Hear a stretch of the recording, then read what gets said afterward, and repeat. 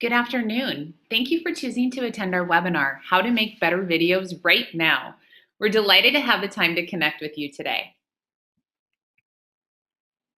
For those of you who are not familiar with Converge Consulting, we're a higher education inbound marketing firm that focuses on work with colleges and universities. Over the past 3 years, we've had the privilege of working with over 65 colleges nationwide. We're very excited today to share information with you on videos and digital storytelling. So this is Jay Kelly with Converge Consulting. Thank you everyone for attending. We have a veritable Hollywood cast for you today to go through this webinar. So up on the top left-hand side of this slide is our Blue Room Post, which is our partner company in Manhattan Beach, California. And right next to that picture are Steve Bland and Tim Newenham. So Steve is the executive producer of Blue Room Post and owner of Big Logo Advertising in Manhattan Beach. And Tim is the head of all post services at Blue Room Post as well. Tim is trained at the Art Institute of Colorado. And on the bottom of that slide is Ann Olson, the CEO of Converge, myself, Jay Kelly, and Becky Vardaman, our VP of Strategy. Excellent. At our conference last week in Nashville, Kristen Hall, the lead education from Google, shared some great information on research that Google does on a continuous basis. As you know, the higher education market is a continuous growth market for Google and for you as you look at gathering and gaining enrollments in your institution. Today, we want to talk about why video is important in higher education. And as we think about it, there were some main points that Kristen brought up that we feel are important. There are fewer prospects out there. Making your message and being able to reach people with your message even more important, with video being one of those key components to be able to do that. There are more reach channels. There are more opportunities and more messaging that people engage with every day. So getting to them with the right message at the right time and the right channel is absolutely becoming even more and more important. And there's growing competition for programs. More online programs. MOOCs have certainly grown in popularity as well. So as we think about strategic use of video, it makes sense with fewer prospects, more reach channels, and growing competition that video, we use all of the assets that we have, including video, in order to really articulate our message as best possible.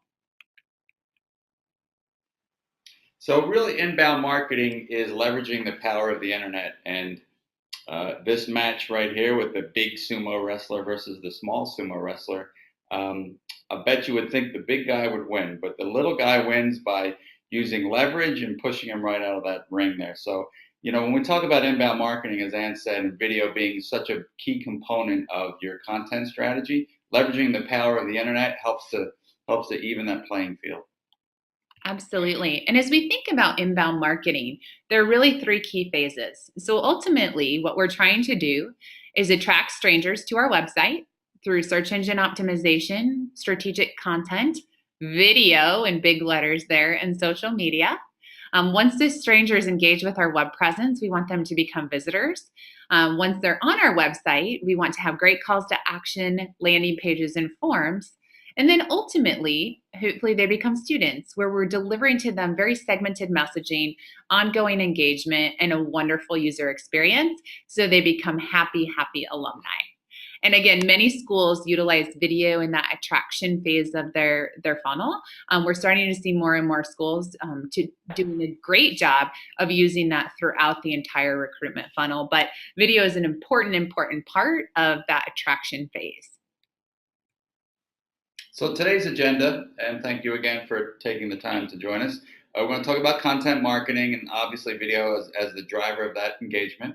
Want to kind of drill that down and talk about your campus, which really is a movie producer's dream. So many rich, beautiful campuses out there. A couple of quick case studies to go through, some tips from Tim and Steve on crafting your message, and tips from Tim and Steve on process and production, and then leave a couple of minutes at the end to hopefully answer some of your important questions. Excellent. Content marketing really became popular in the late 90s when Christina Halverson started talking about content strategy for the web. And it's really evolved into something much larger than that. And as we think about our marketing, recruitment, and enrollment funnels, we think about all the ways in which we can reach people via these mediums. blogging, email, infographics, social media, video becoming a very important part of that mix overall. So now I'd like to make the case for why we feel video is so important. If anyone needs to justify ROI on video through data and through some great statistics, here we go. 90% of information is transmitted to the brain as visual and is processed much, much faster than text. So when we think about the world of Instagram that we live in, it was staggering to me when we looked at the number of images that people see on a daily basis. So through Instagram, over 20 billion photos are shared a month. Think about the impact of those visual images on people and why that is so important to use as a marketing tool. Photos are like 2 times to 3 times more than text updates, while videos are shared up to 12 times more than links and text posts combined. So in case anyone didn't know, you can pull this out later in the day and use it. The very first YouTube video to hit over 1 billion views was Gangnam Style. So as you can tell, it was clearly shared a lot by a number of people, and something that we think is really important to think about from a social media perspective about the power of sharing video and the power of that message.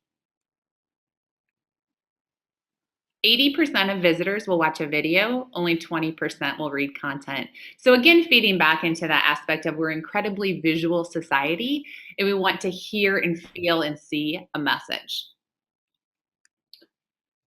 And video constitute over 90% of all internet traffic. So again, this is a medium that colleges and universities really have a built-in advantage because of the beautiful campuses and prospective students wanting to see themselves on that campus and being able to tell that story in a very rich visual way. So really an important part of content marketing. And as Ann mentioned earlier, YouTube is now the second largest search engine in the world. And here's a couple of examples from some clients that we have. Rather than the new school in New York City, this building is a brand new building this year, houses dormitories and classrooms. And what a beautiful image and what a great way to show that experience by showing people moving in. So what they did on YouTube.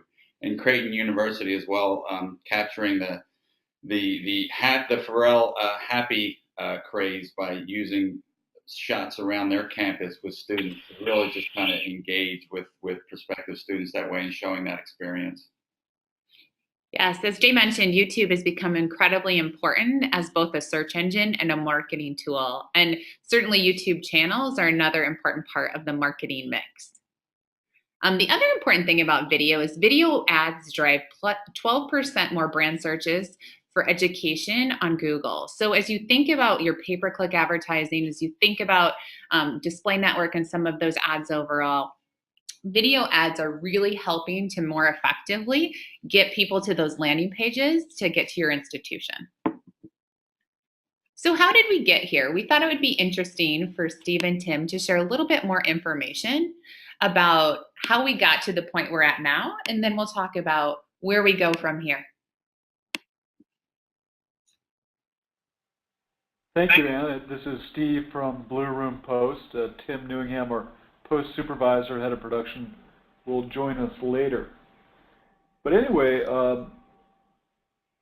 back, a lot of us remember back before 1992, before the World Wide Web, just the beginning of a file standard for video, just like there is the Joint Picture Exploratory Group. There was a group that got together and collaborated, thank goodness, to create a compression standard to play across different operating systems, and that was MPEG. That was 1993. And as we move on, a lot of things started happening in the 90s, and we gained critical mass. The first, what popularized web use and web surfing as we knew it, was the Mosaic browser created by Mark Andreessen and his team that created intuitive interface, graphical interface, and that led to, let's go to the next slide. That led to what had been started in the mid-'80s, which was non-linear editing, which if you had enough memory capacity, enough RAM, you no longer had to go reel to reel and build things in a linear fashion. You could start building your project at the end and making an extreme amount of revisions. Anyway, so we went to Avid, and today we use things like Final Cut, and we use Adobe products like Premiere, and of course Avid is still around. Let's go to the next slide, please. And of course, at the center of it all was Steve Jobs returning to Apple, and the realization at that company that the PC or the Mac was really a media center, a place for people to keep their personal photos, files, music, and that was the basis of the Renaissance at the company, was the fact that the PC was now this center, this device, the central part of your personal archive. And we go to the next innovation. Now it's crazy to think of living without a flash drive, or without a CF card, or without a little external terabyte drive, and that all this happening at the same time created a market for going back online. Let's go to the next slide. Yes, a search through page rankings that opened up new promise, and we have Google. Next slide, please. And of course, YouTube. Search, sharing, and saving video became easy and commonplace.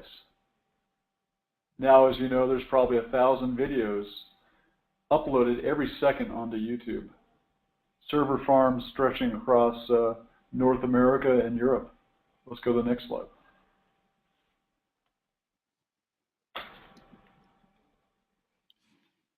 Wi-Fi became popularized and commonplace about 2005, as we can remember, most of you.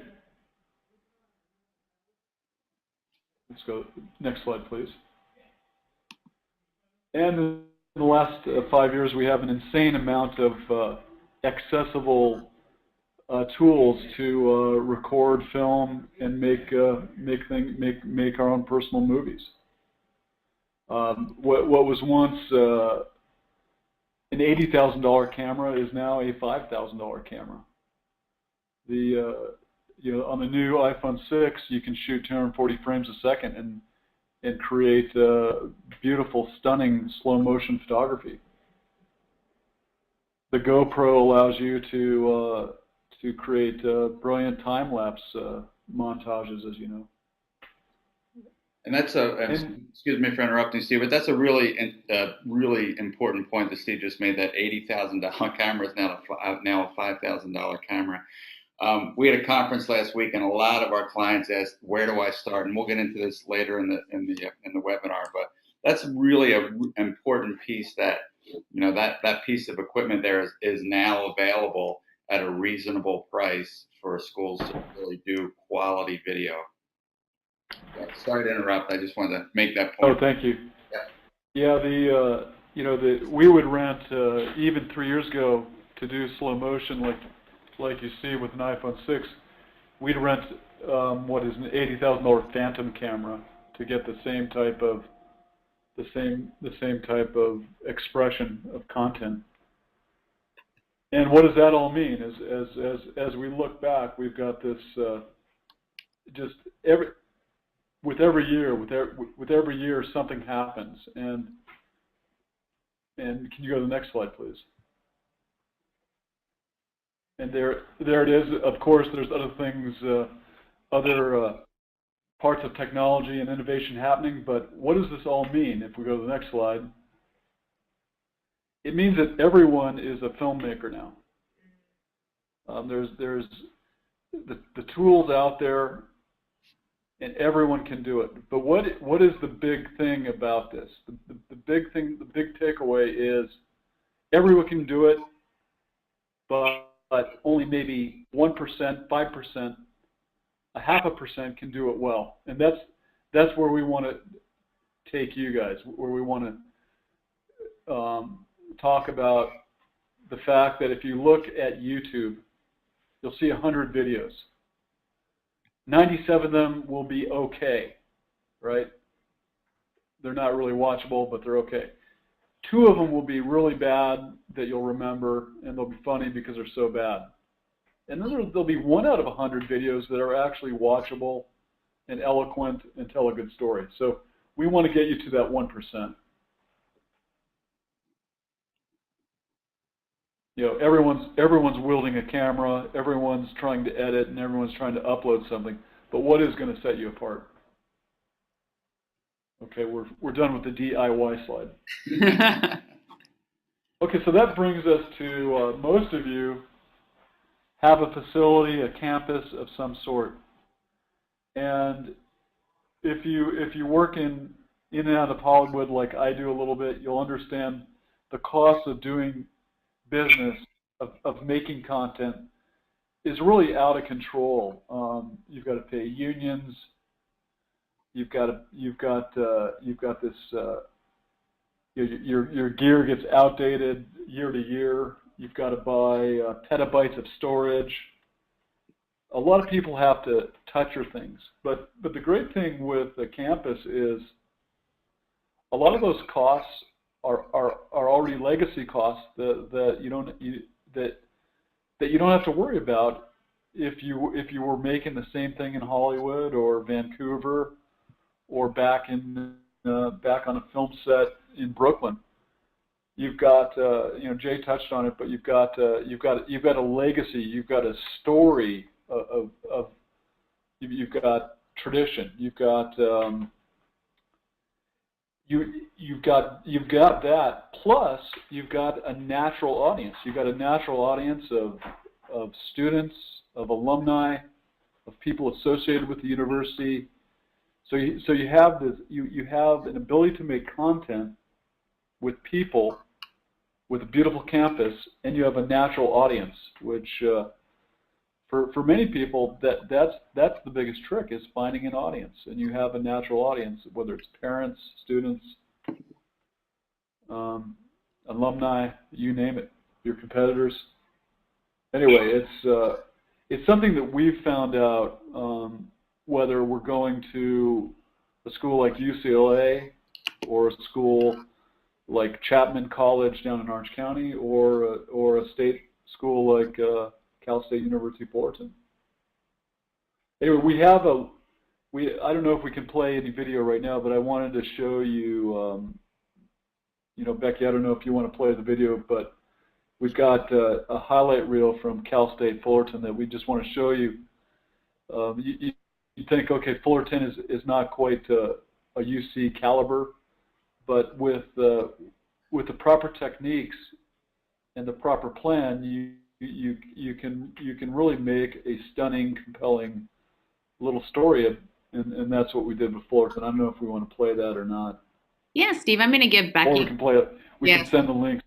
Absolutely, absolutely. So one of the other schools that we had wanted to talk about was UCLA. And when we started doing work with UCLA, clearly they have a fantastic brand in their executive MBA program. It's a highly coveted, world-ranked degree. And a couple of the goals, as you think about creating video on your campus, they had some pretty clear goals when they started this project. The very first one was that they wanted to articulate their difference. So the University of Michigan just started an executive MBA program right in their backyard, and they wanted to ensure that people had a great idea of how their degree program was very different than Michigan's. One of the primary differentiators between the executive MBA program at UCLA and other schools is something called their strategic management research projects. And we'll have the opportunity to watch a little bit of video on that. But the strategic management research projects are projects that are incredibly collaborative, where there are study groups that are based on different students' professions. And so they come together in these study groups and they work on a real life project. So from Boeing to a major healthcare system to one of the groups actually created an Afghani Air Force. There was just some amazing, amazing opportunities that these students had to work on projects. So the great opportunity that we had was the day that these projects were presented on campus, we had the opportunity for Steve and his team to spend the day capturing video footage. And it was an incredible day. All of these students were dressed up. We thought maybe 3 or 4 of them would want to share their story. And it ended up that there was a line out the door that everyone, after they came out of these meetings where they were presenting the projects to the clients, wanted to tell their story. So it was really a culmination of figuring out what is the goal. The goal was they wanted to show their point of differentiation.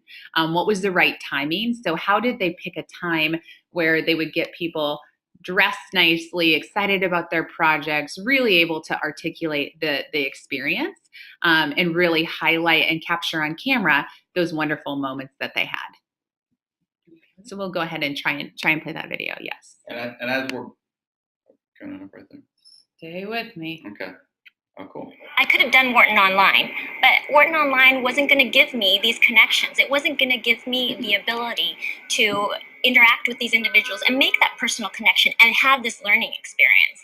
Oh, online experience is no experience at all. The face-to-face contact with the people and that's the fun of it all, you know, and the relationships that you walk away with from here hopefully carry you forward the rest of your life and help you learn and help you continually have resources that you can tap on. The people at UCLA are just more inviting. So, but the reality is, I looked at a lot of programs, and when you're looking for the match of schedule, the match of really this diverse background with people from all over the world, this is the best. UCLA opens an amazing amount of doors, not just with the skills and the tools that you're able to develop while you're here, but more importantly with the network that you're able to develop here, the people that you get to meet. There's a lot of very good EMBA programs out there, but I'd say this one is one of the best. At UCLA Anderson, you're not only a student, but more importantly, you're a customer. So your investment is highly valued. The network is fabulous, just probably mostly what grows out of the people that you know here. Anything that you want to venture into, anything you want to learn about, new businesses that you want to start, you can find somebody that's passionate about it too, and somebody that can connect you with other people that you need.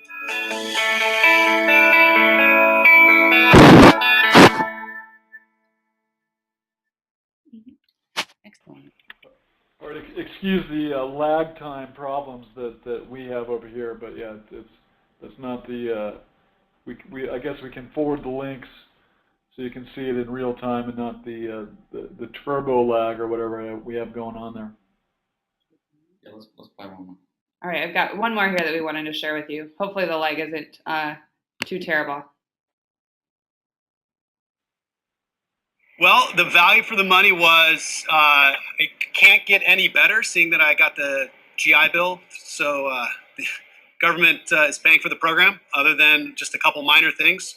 It was based off my time in service. So after a certain amount of time, they do cover a certain percentage. And I had served enough time in the military to where they covered the whole UCLA program. So I can't complain. The GI Bill at UCLA is a great way to transition out. You get a top 5 program. It's a fantastic thank you for your service to use a GI Bill here at UCLA Anderson, and incredibly happy to do that. I think a lot of the veterans also have an entrepreneurship streak in them, and Anderson really works well to figure out what a veteran needs to transition from their career and add just those extra couple skills that put them on top of their career as they transition out. As a manager and a leader in the Marine Corps, there are several things that translate into the private sector. But there are also some of the hard business skills that we don't have direct experience with on a daily basis. And so, coming here was definitely part of my transition plan to get very familiar, get very proficient with those, and to be able to take those with me in the next step.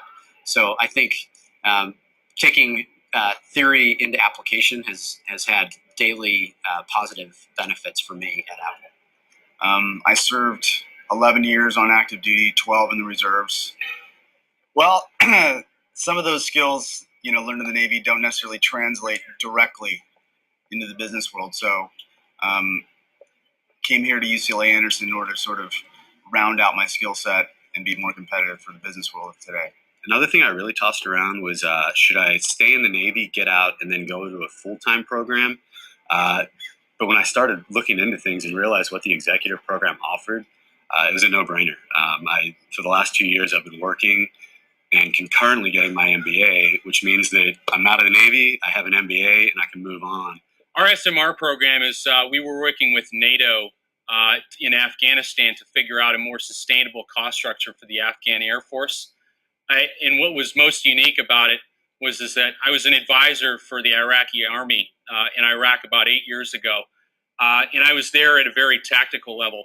And here, 10 years later, I was able to take my experience here at UCLA and my experience in the military, combine them both into getting a very strategic experience with the Air Force in Afghanistan.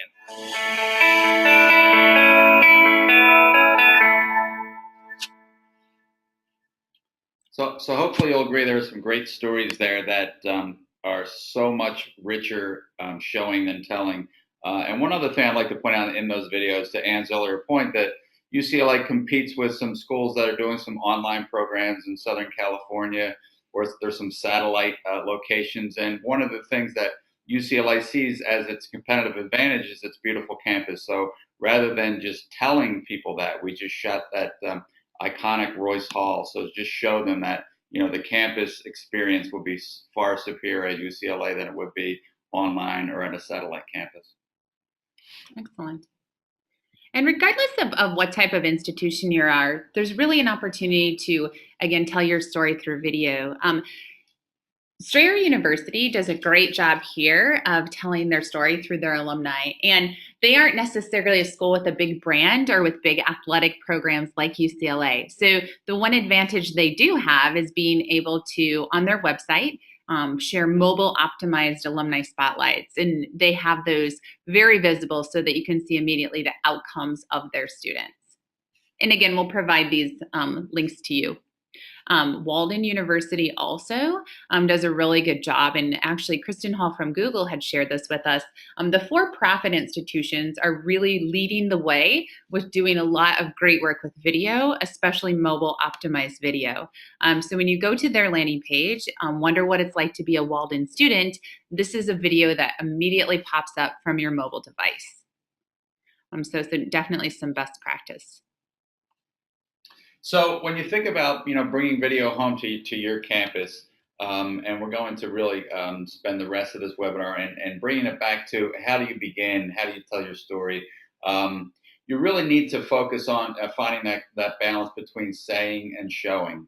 And as I said with the UCLA example, rather than saying we have a beautiful campus, show, iconic buildings on the campus. So finding that balance. And one of the tools that we utilize is a drone. So you can see here these overhead shots of a campus that you really can't get any other way.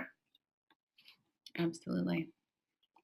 There are a lot of videos on YouTube, and one of our favorite strategies that Avila University in Kansas City put in place was an In With Avila campaign. So they were trending behind with their applications and actually did some in-house video shoot of some of their students on campus talking about the fact that they were in with Avila, what program they were studying there. And this was a complete driver of conversions for those students who had not deposited yet.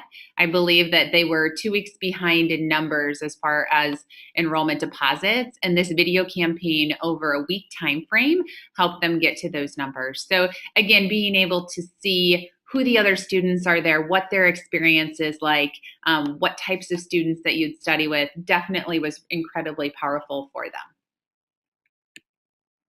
So where do we start? We're going to spend the rest of our time today walking through some questions and also talking about some strategies you can use to be most effective with video. The very first thing to do is identify your audience and your goal. For example, these are personas from Creighton University School of Law. We recently worked with them on their website redesign, and they've worked hard over the past few months to really gather great video that is relevant to their students to present what the Creighton University School of Law experience is like. one of the goals that they had was to really demonstrate for out-of-state students what it was like to live in Omaha. So they, again, have been capturing video of what it's like to live in Omaha, to be a student at Creighton. They didn't necessarily have to sell the reputation of the school, but they definitely had to sell the location. So something to think about. Who's your audience that you're trying to reach? In this case, it was out-of-state students. And what was their goal? Their goal was to show what Omaha was like as far as a place to live and go to school. And also identifying the creative team and resources you have available. Sometimes these are in-house resources, and sometimes you have to go out and hire the resources. But making sure that you have the right people, and Steve will get into a little bit later, an optimal team to shoot and what we recommend. But making sure that you have the right people available and the right talent in front of the camera as well. Absolutely. Also thinking about those things that happen as part of your university as far as on the event calendar, and then those opportunities that need to be more planned. So thinking through as you create video content and start to be more strategic with your video, what are the events that you definitely need to capture? And then what are those planned activities that you need to have the opportunity to really create some strategy around? You want to play this one? Great. And then managing your assets and honoring the brand voice. And we know all too well, working with a number of colleges and universities around the country, that there are specific brand guidelines, and making sure you adhere to those guidelines, and making sure that as we talk about content and content being consistent, that it's consistent throughout with all the videos that you shoot and everything that you write down on your website. It's all consistent and speaking from one voice. And especially if you work at a larger university, having video standards is incredibly important. With UCLA, just within the business school and within the EMBA program, they actually have a great department on campus that works on their creative team, and they have very specific ways in which that information can transition in and out, the right subject matters, lighting, etc., to use in relation to what they want their finished video to look like. So Steve, the executive producer, we'll turn this back over to you. And Steve has been on a number of shoots, from college campuses to large financial institutions to car dealerships. So really has a good understanding and good deep experience on what's the optimal way to shoot video. Thank you, Jay. Just want to note that Tim has graced us with his presence. Hello, everyone. Thank you, everybody. As we covered earlier, a movie producer's dream, you have an endless well of beautiful talent, whether it's the crass old English professor or the sophomore walking around campus with new confidence, or whoever that might be. But you have a lot of opportunity to do casting and find the very best candidates to restate your message. You might set up an interview mill in the main quad for 6 hours and run maybe 20, 30 people through it, and through that you could probably get 3 or 4 golden interviews out of people. But you want to stage it right. And a couple thoughts. We love to use, when we shoot our interviews, we love to use 2 cameras. We love to give the editor the choice of a couple angles to shoot with, and it makes the video more interesting. We use a close-up angle and a medium wide or a medium close-up angle, and so you might want to consider, if you're going to shoot an interview, shoot it with 2 cameras. Tim, do you want to add anything to that? No. Okay.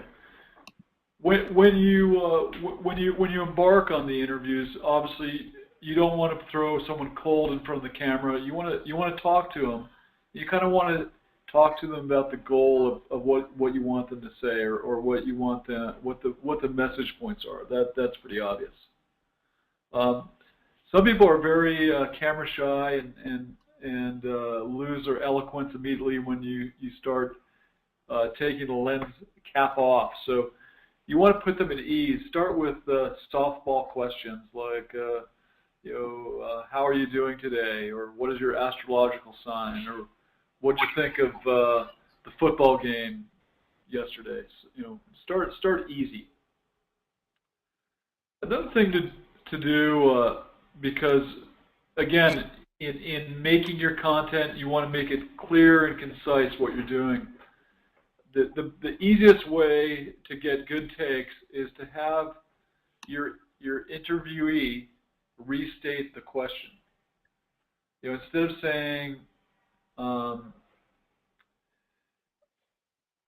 of saying something like "it's a good place," it's a good place, right?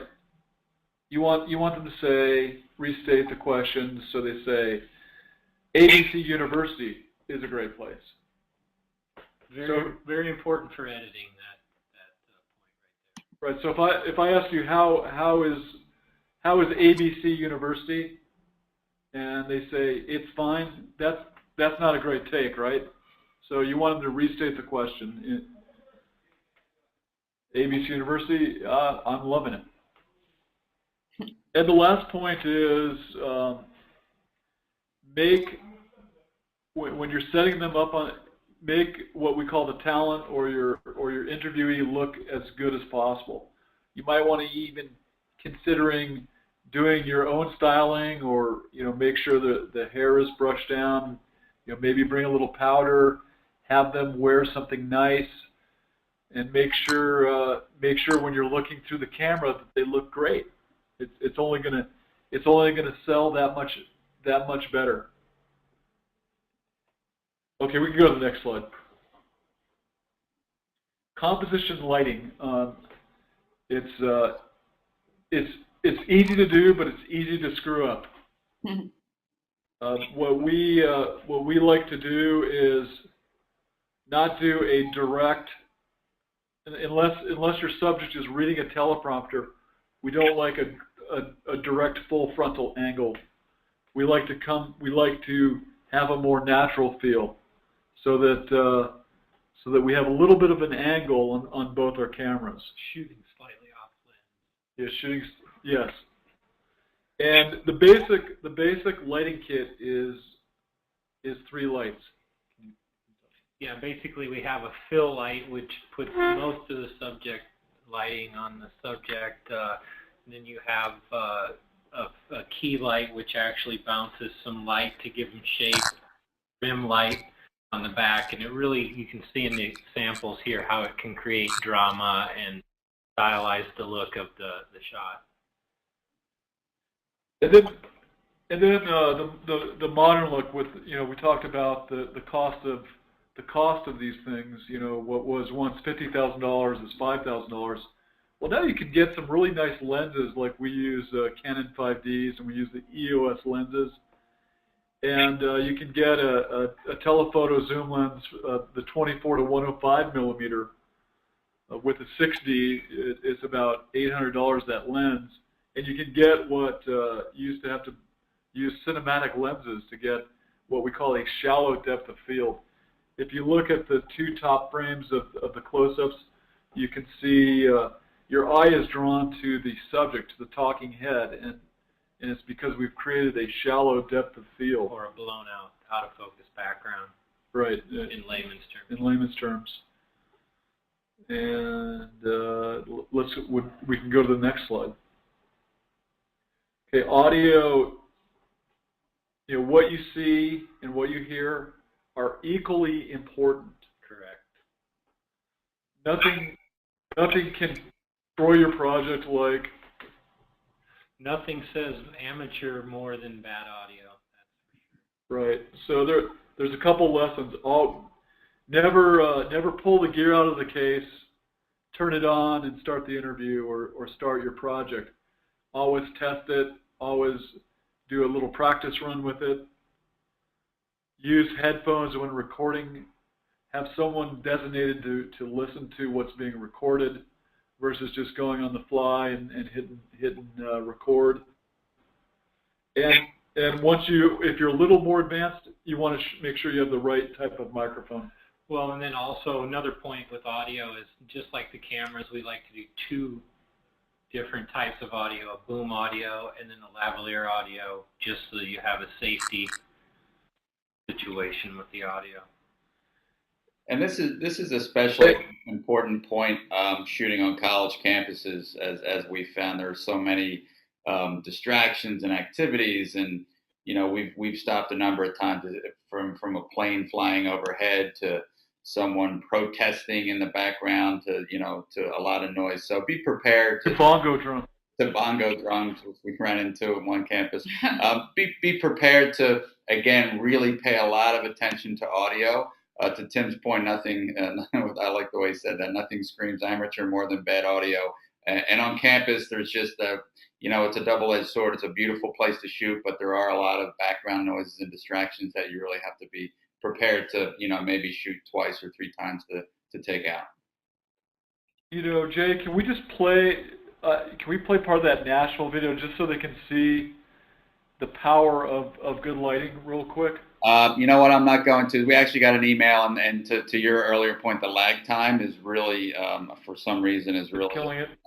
People are dropping off the call like flies because. Okay. Well, we hope not. No, hope not. So we'll send the links to all those, but we'll include that as well. So we apologize. Just so our audience knows, there's a great little video that we put together showing the power of good lighting, of the three lights that Tim talked about. The fill, the key, and the rim light or the backlight. All right, next slide. Please. Yep, that's it. There we go. Oh, hey, I guess is that the last slide? Yeah, it is. Yeah, so we have some time for questions, and we actually have some questions that were submitted. Again, we apologize sincerely for the lag time. We will send the recording with the examples in it so that you can hopefully view those as they're meant to be viewed. So we have a couple of questions that have come in already. And all of you out there who are listening, if you have questions, please go ahead and type them into the Q&A within the GoToWebinar. So the first one, what do you think about using raw GoPro video of spontaneous student activities for social media? I suppose it depends on how raw it is, right? It's like everything else. Just watching GoPro video can be pretty tedious after the first couple seconds. Yeah, after the first 20 seconds.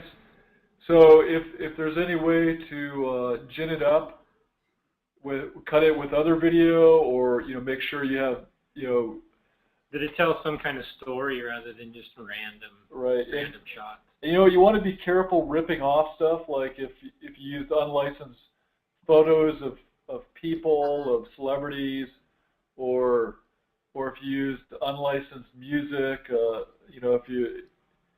if you're using Katy Perry on your video, or a popular music act.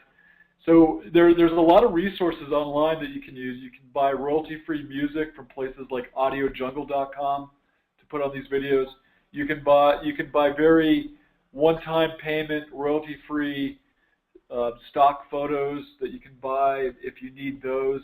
The point being is that YouTube can kill videos if they have unlicensed music and images. Right. But the idea, the GoPro time lapse thing is fun, but as a standalone piece, you need to test it. You need to show people what how is it edited, what are you trying to say. It's just like anything.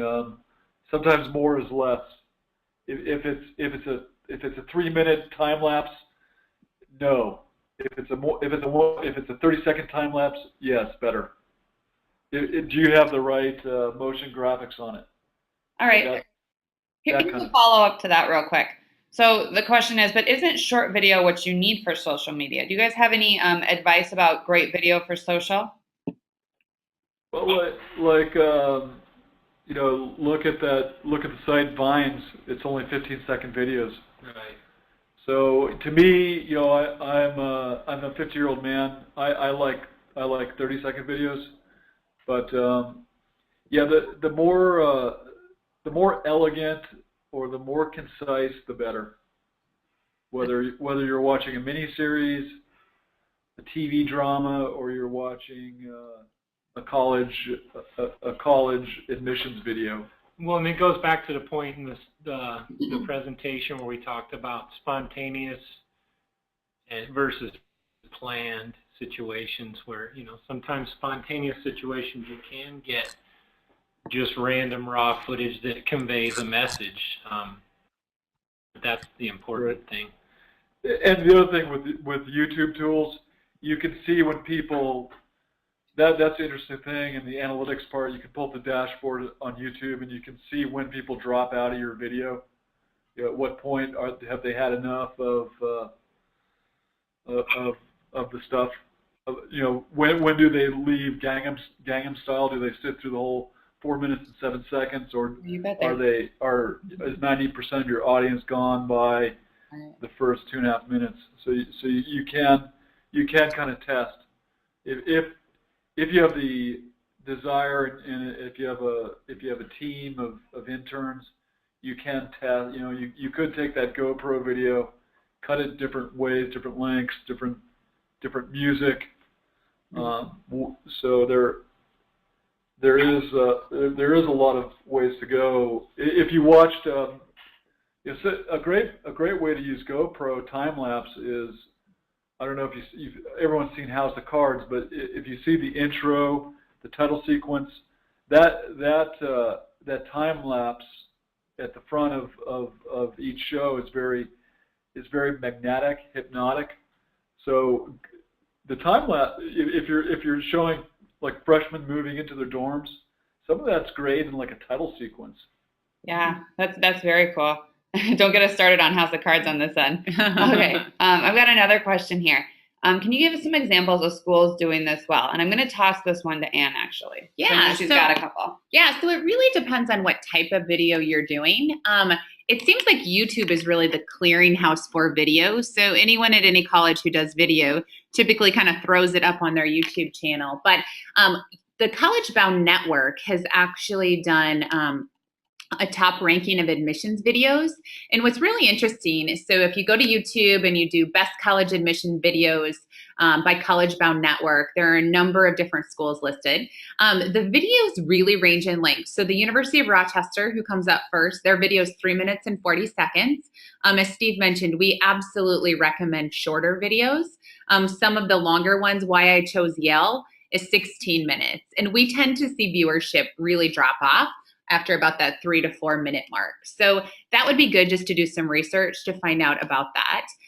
It really depends on what you're looking for.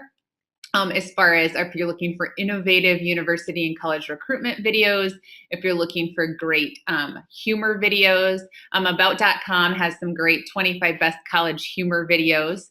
And then if you're thinking about fundraising videos, a school that's done a really nice job with that is Rice University.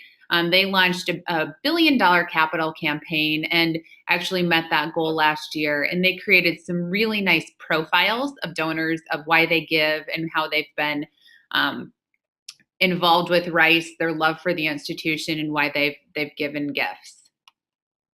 Awesome. You know, Ann, I might cut in here. One of my personal favorites is Chapman University in Orange County.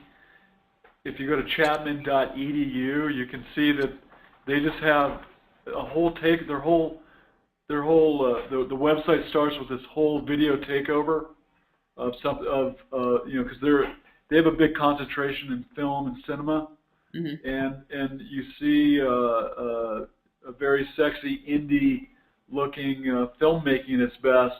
You can see it. They're talking about a project they're working on called Art and Conversations About Race and Identity. That's the first thing that greets you when you open up the Chapman University website. It's a total video takeover, very artsy, driven, and obviously it's trying to attract film students to their high cost programs. Mm-hmm. Yeah, that's a great point. And we can follow up with some of these links additionally in our follow-up email. The video or the webinar has been recorded, and we are going to send it out to you probably tomorrow or Monday with the full slide deck as well. Another question here. What do you find is a sweet spot for length of video before viewing drops? And also, or just kind of mentioned here, we usually see around the 3-4 minute mark. Something that I might add though is that it depends on the type of video that you're working with. So we do a lot of videos that are really quick marketing videos, show you how to go and do something. That's one total type of video. Most of the videos we're talking about are you're going to have a little bit longer viewership because it's really about people who are interested in attending a school and they want to feel what it's like to be there. But one thing I'd recommend that you do is, in addition to having that analytics that you get out of YouTube, if you embed these things on your actual website, you can set up some Google Analytics event tracking to understand how far people have watched those videos on your actual site. And then you can also learn what they did after they watched it. So you can get that extra little bit of information to see, okay, somebody watched a video and then they read 3 program pages, and then maybe they clicked on a button to apply or to request information. So you can get even more ROI by tying that all together there. Any more questions? We have one more in here saying, what kind of video works really well for YouTube? Any input on that, guys? California office? The route I love the best is humor. That if it can come natural and is not forced, and is a simple expression. Humor is always. I mean, those are obviously the most watched videos on YouTube usually. So anything, anywhere where you can find some humor. Or the other idea would be anything that's newsworthy. Let's say the Dalai Lama visited your campus, and it's like opportunistic video. You want to put out something pretty quick on that, and that brings me to a tangential point. Is today your team is going to operate more like a newsroom, less like a marketing team. But if you have a crew, you're going to be more like a newsroom and looking for opportunistic events, whether it's news making on campus, the big game, or you have a noted speaker coming to the place, or someone's received a Fulbright scholarship, or what have you. There is so I would say humor, news making videos. And then maybe after that there is the how to get into the insider videos are good. A lot of people go to YouTube to learn things, whether it's how to tie sailing knots or how to build a transistor, or how to get into the school of your choice. If you can create little insider videos that what we call clickbait. Yeah. Great. Yeah, that's a great point. Good. Well, I think that's all the questions that we have today. Thank you so much for attending our webinar. As Becky mentioned, we will be following up with these slides. If you do have any questions, you're welcome to contact us and provide any feedback or give us any additional questions. Thanks so much. Have a great day.